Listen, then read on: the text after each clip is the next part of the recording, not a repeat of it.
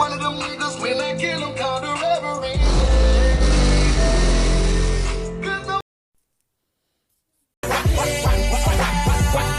Now drop it to the floor, drop it to the floor then.